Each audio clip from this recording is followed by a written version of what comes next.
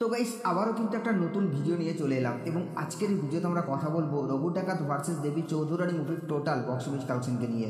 তো hey guys, welcome back to my channel. আমি আছি আপনাদের সঙ্গে মিঠুন আর আপনি দেখছেন আমার ইউটিউব চ্যানেল এমবি স্টুডিও। তো আজকে আমরা কথা বলবো রঘু ডাকাত মুভির টোটাল 20 দিনের গ্রস বক্স অফিস কালেকশনকে নিয়ে এবং কথা বলবো দেবী চৌধুরানী মুভির টোটাল 19 দিনের গ্রস বক্স অফিস কালেকশনকে নিয়ে। তো ভিডিওটা আপনাদের জন্য অনেকটা ইন্টারেস্টিং হতে চলেছে, তাই ভিডিওটাকে শুরু থেকে নিয়ে শেষ পর্যন্ত কন্টিনিউ করবেন। এবং আপনি যদি আমার চ্যানেলে ফার্স্ট টাইম হয়ে থাকেন তো প্লিজ চ্যানেলটাকে সাবস্ক্রাইব করে ভিডিওটা একটা লাইক করে দেবেন। তো চলুন ভিডিওটি শুরু করা যাক। তো গাইজ ফার্স্ট আমরা যে মুভিটাকে নিয়ে কথা বলবো সেটা হচ্ছে দেবী চৌধুরানী মুভিটাকে নিয়ে। তো দেবী চৌধুরানী মুভিটা কিন্তু এখনও পর্যন্ত ভালো বক্স অফিস কালেকশন করছে। তাছাড়া এই মুভিটাকে এখনও পর্যন্ত ফ্যামিলি অডিয়েন্স যেভাবে ভালোবাসা দিচ্ছে বা যে হারে সাড়া দিচ্ছে সেটা দেখে তো আন্দাজ করাই যাচ্ছে যে মুভিটা একটা লাইফ টাইমে ভালো রকমের বক্স অফিস কালেকশন দিয়ে যাবে।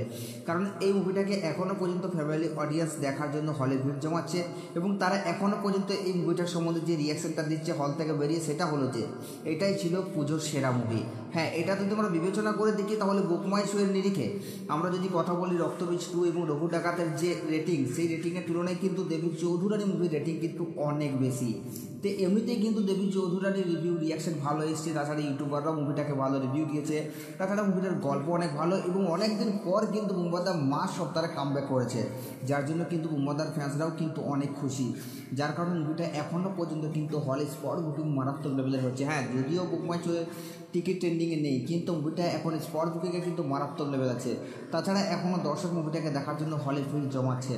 তো যাই হোক, এখন আমরা কথা বলবো যে এই মুভিটা তার অলরেডি 19টা দিন কমপ্লিট করে ফেলেছে। তো ডে 19 এসে এই মুভিটা কত টাকা আয় করলো তো গাইস আপনাদেরকে আমি জানিয়ে দিই, এই মুভিটা তার ডে 19 এসে বক্স অফিস কালেকশন করেছে প্রায় 4 লক্ষ টাকার মতো এবং টোটাল মুভিটা এখনও পর্যন্ত 19 দিনে গ্রস বক্স অফিস কালেকশন করেছে 4,15,00,000 টাকা। তো গাইস এই মুভিটার বক্স অফিস কালেকশন নিয়ে আপনাদের কি মতামত আপনারা নিচের কমেন্টে অবশ্যই জানাবেন।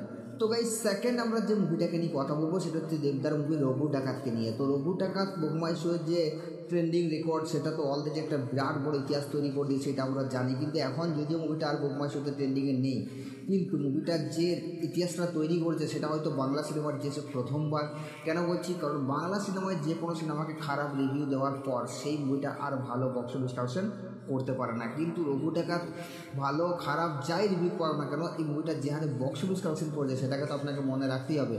কারণ বেশিরভাগ সময় কিন্তু মুভিটাকে নিয়ে খারাপ রিভিউ এসেছে, কারণ এই মুভিটাকে ফ্লপ করানোর জন্য ভাই অনেক লোক পিছনে লেগে গিয়েছিল। যার কারণে আশা করাই হয়েছিল যে এই মুভিটা হয়তো সুপার ফ্লপ হয়ে যাবে, কিন্তু শুধুমাত্র এই মুভিটা বেঁচে গেল দেবদার স্টারডামের ক্ষেত্রে।